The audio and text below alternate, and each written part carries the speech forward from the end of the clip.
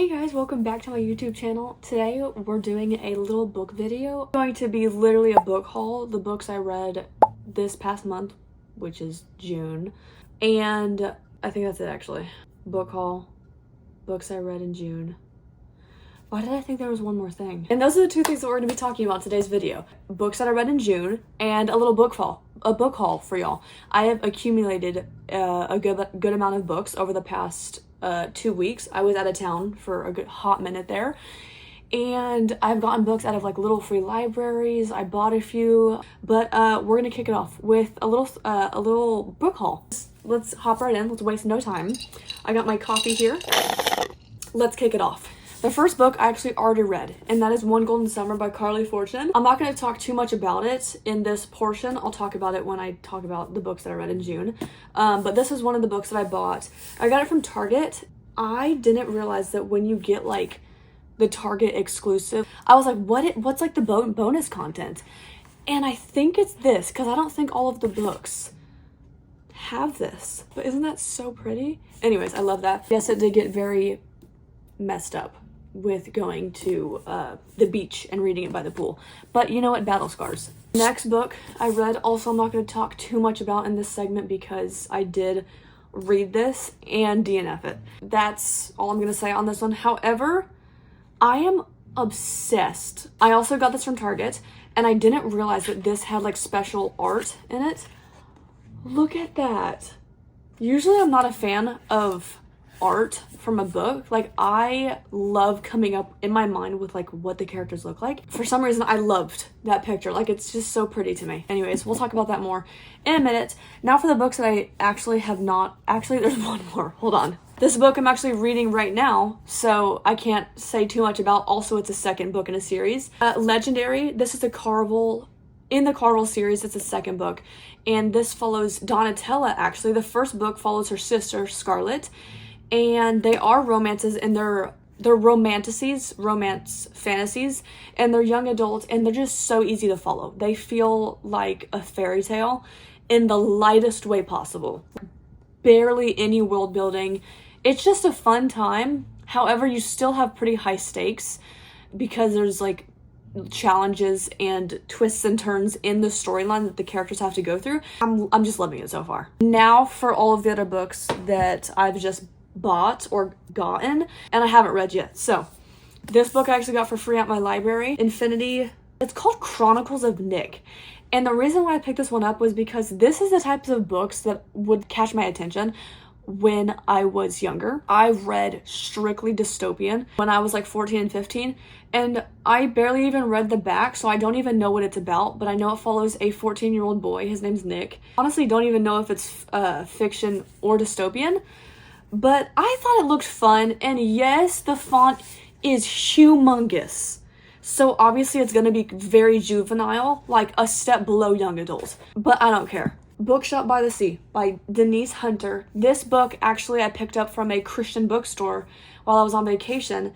All of the books were so cheap there. Mom was like, Lindsay, I'll buy you a book. And I was like, don't play with me. She bought me a book. She bought me this book. I know it's a romance. I know it follows Sophie Lawson. It says Sophie Lawson should be enjoying her sister's wedding day, but nothing could prepare her to see the best man again.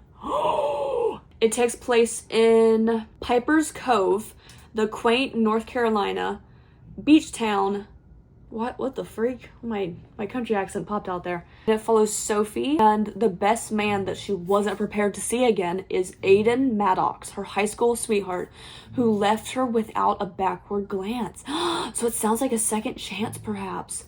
Oh my gosh, I'm excited about this one. I'm like pretty like sure that this is gonna be like very little to no spice because it was from a Christian bookstore. I just don't like spice in my books, so I'm really hoping this one is a clean romance because I don't usually pick up romances with like absolutely no background or no idea of like what's in it. Next we have The Teacher by Frida McFadden. Got this one out of a little free library, and that's gonna be a common thing over these next few books. So I love Frida McFadden. I love the Housemaid series. I don't know anything about this one, so let's read the back together. This follows Eve, and she gets up each day, gets a kiss from her husband, and heads off to teach a math class at the local high school. Except last year, Caseham High was rocked by a scandal involving a student-teacher affair with one student, Addie, at its center. But Eve knows there is far more to these ugly rumors than what meets the eye.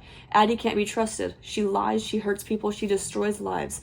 At least that's what everybody says. Okay, so Eve is a teacher, and she's trying to solve a little teacher-student scandal that happened the year before.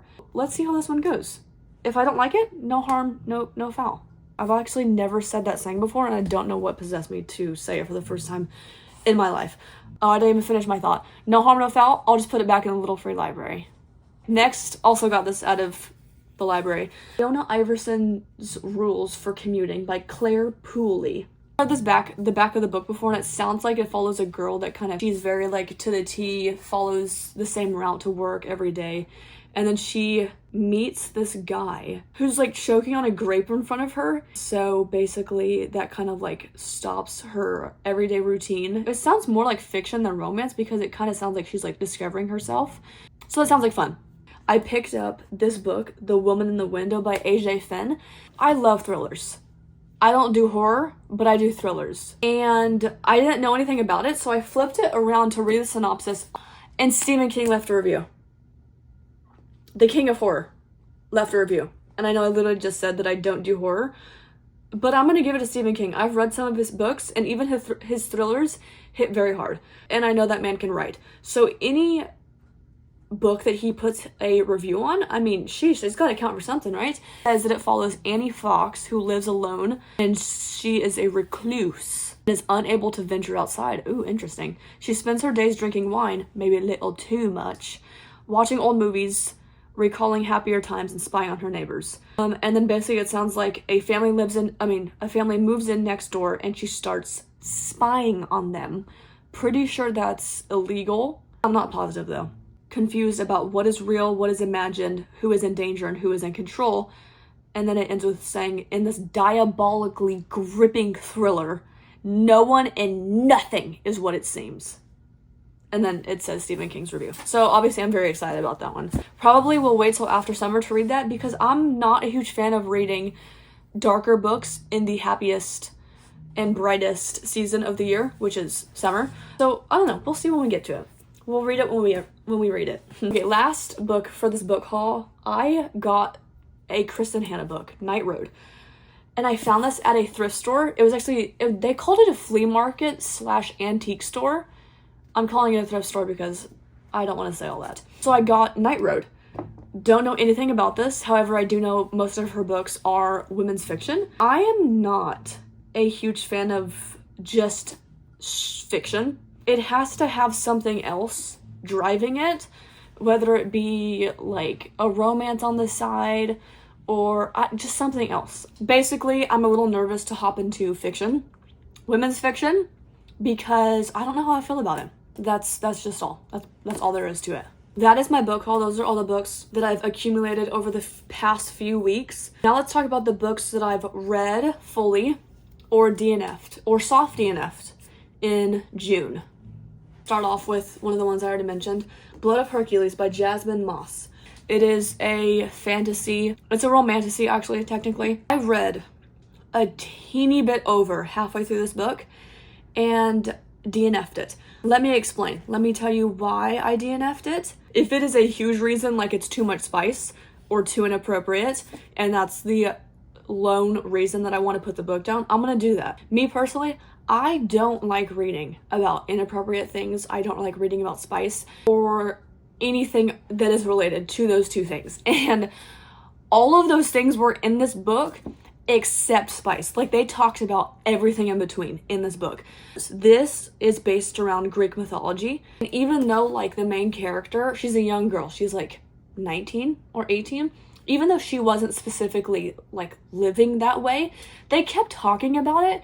And I'm like, I was uncomfortable. That is one of the reasons why I DNF'd it. Also, it was dark and it kept talking about dark things And it was just one thing on top of another. But the main reason was that it just kept talking about inappropriate things, and once again, I am uncomfortable with reading about those things. Let me say a few things that I loved about this book. It was very fast-paced. Let me preface real quick before I go any further. If you find it hard to read about unaliving yourself or like physical abuse, maybe look up trigger warnings, or for sure look up trigger warnings before you read this book. Our main character copes with humor a lot, nonstop, 24/7, and I did enjoy reading that because I do that. Like, I love to make people laugh. I cope with making jokes. However, bringing it back to darker themes in this book, again, look up trigger warnings because she jokes about herself a lot. My thoughts and reasoning behind DNFing this book. Next book that I already talked about earlier was One Golden Summer by Carly Fortune. This book takes place, let me think, 20 years? He's 19. Our MMC is 19. In the first one, it follows this girl. Her name's Alice, and she's spent her summers at the same lake that our characters in the first book have spent, which is called Barry's Bay. The best way to describe this is like the invisible string theory. And I stole this from someone else that was talking about this book. This was not my own thoughts. Someone was talking about this, and they were like, these two characters are literally the definition of the invisible string theory, meaning if you've ever heard about that, it's basically like it's exactly what it sounds like. There's an invisible string between you and your like soulmate, or the person that you're like meant to be with, and when you finally see them for the first time and meet them, you see how many things just fall into place, and like what exactly the characters needed to go through first before they ended up together. It was perfect. There's so many people that read this always said that it's so good to like read by a body of water, and I agree. I read it on the beach on my vacation, and it was banger. And I rated it like 4 stars, I think. So I forgot to say this. These books are not in order. They are very random. Next, I read The Selection. This is the first book in the Selection series by Kira Cass. Don't know how to say that. This is a very old series. This one has been around for a very long time. And this is a romance. And I finished it like really fast. I like flew through it. It's very fast paced. I know it's romance for a fact, but for some reason I want to say that it's fantasy. No, it's not fantasy. I don't think it is. Anyways, this follows a girl, and she is called to the selection. And the prince in said kingdom have a selection of like 35 girls, and basically to narrow it down to one girl who's gonna marry the prince. And our main character is named America Singer, and basically you're following her with being selected and being brought into the castle with these other 35 girls, and just honestly it's just vibes. Like, it's the only reason why it is kind of high stakes is because obviously you want to see who is selected to be the prince's wife. Why couldn't I think of that word? What the heck? The prince's wife.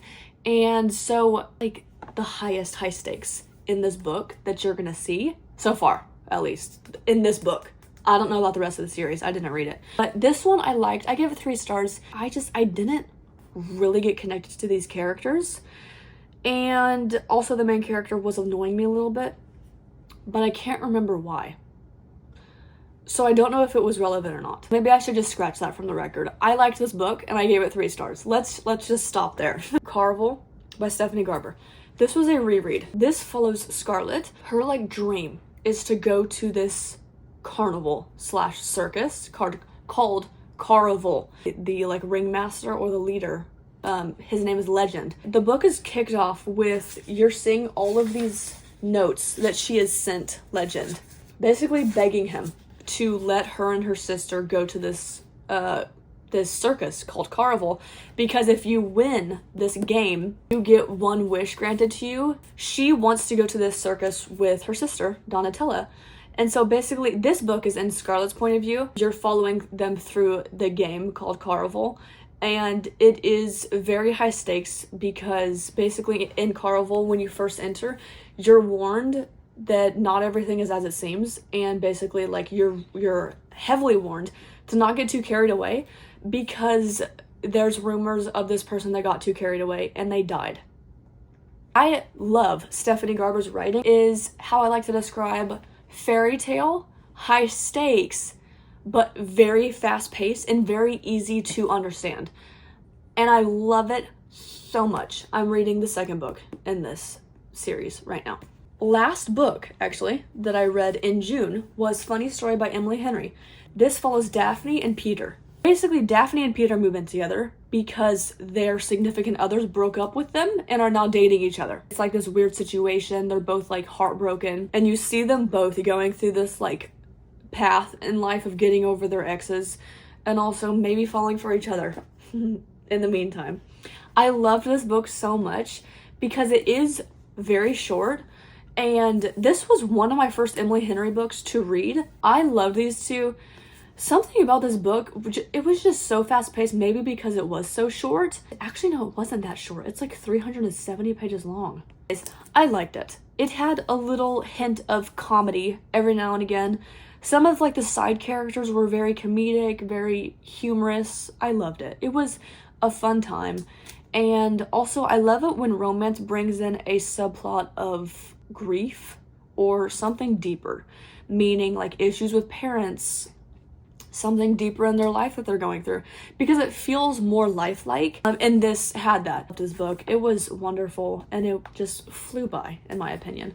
Those are all my books. Those are all my book hauls. Wait, whoa, no. That is my book haul of all my books that I got, and that is all my reads and DNFs from June. Thank you very much for watching this video. I appreciate it. If you made it this far, please like, comment, and subscribe. It is well appreciated. And maybe you'll check out one of my other videos. Okay, that's all. Bye guys, have a great day.